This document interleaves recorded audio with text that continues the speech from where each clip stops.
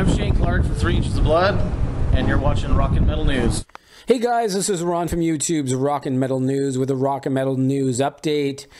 This is the top 25 picks of the albums we think have been the best in 2018 so far in the first quarter, as we have now completed the first quarter of 2018.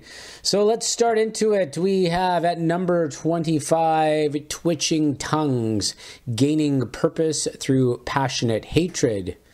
At number 24, Pop Evil, their self-titled album Pop Evil. Number 23 is Orphanland, Unsung Prophets and Dead Messiahs. Number 22 was Memoriam, The Silent Vigil. Number 21, Corrosion of Conformity, No Cross, No Crown. And Pepper, of course, is in the band again, so check that one out. Number 20 is Mike LePond's Silent Assassins. Mike LePond is the bassist for Symphony X, and he has put out his second solo album. You got to check that one out. There's some amazing players on it and just some great tracks. Number 19, Michael Schenkerfest, Resurrection. This album has his past vocalists all contributing to the album, so it's pretty cool, pretty diverse. Number 18 is Light the Torch, Revival. Light the Torch features former Killswitch Engage vocalist Howard Jones. Number 17 is Saxon Thunderbolt. Man, these guys do not age. They're getting actually heavier as the years go on, and Biff's vocals are just as great as ever.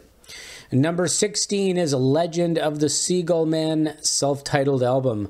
Pretty interesting stuff. Of course, it's got the Tool drummer in it and a member of Mastodon in it, so you can check that album out.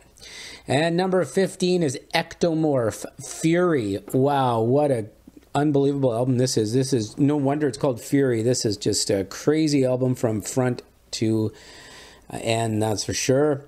Number 14 was Under Oath, Erase Me. Some people said it's not as heavy as they like, but I think it's a pretty cool album. You can check it out and see what you think. Number 13 was Camelot, The Shadow Theory. These guys have put out a concept album, and it is pretty cool, man. This has got some great songwriting in it and amazing vocals. And number 12 is Angra Omni. Man, this is really cool stuff, too, from South America. Kiko Loureiro used to play in this band, Angra, before joining Megadeth as a guitarist. It's pretty proggy. You can check it out. Number 11, White Wizard, Infernal Overdrive. Holy cow, can these guys ever play? You get so much in a White Wizard album. If you ever get a chance to see White Wizard live, definitely check it out.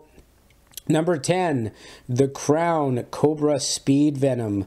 The Swedish metalers are back with a really heavy album. Number 9, Bleeding Gods, Dodecathlon. This album is really cool. There's so much stuff in it. It's kind of like death metal, a little bit almost of hints of black metal, but really heavy stuff and a really cool song structures in it. Number 8, Black Label Society, Grimmest Hits. I really love this one as Zach takes us back to early Black Sabbath days. A lot of these tracks remind me of some old Black Sabbath. Breaking Benjamin, Ember, number 7. These guys never disappoint. I love the vocals in Breaking Benjamin and just the melodies that they write. They're pretty cool. Number 6, Thrash Masters from Germany, Accuser. The album is called The Mastery. If you want some old school thrash from Germany, listen to Accuser, The Mastery. Number 5, Sleeping Giant, I Am. Wow, is this ever heavy and hard-hitting? And you should check out the production of the drums on this one. Just unbelievable. Number 4 is Visigoth, Conqueror's Oath. Love this band, love their melodies, and I love the vocalist in it. They just write some really cool, catchy stuff. and check out Visigoth Conqueror's Oath.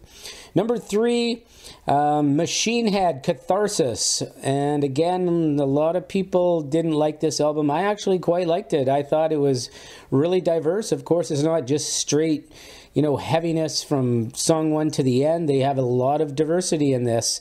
Robb Flynn has sang with tons of emotion, and the lyrical content is very meaningful for him. I thought it was a really, really raw, cool album that they put out. Number 2 was Cane Hill, Too Far Gone.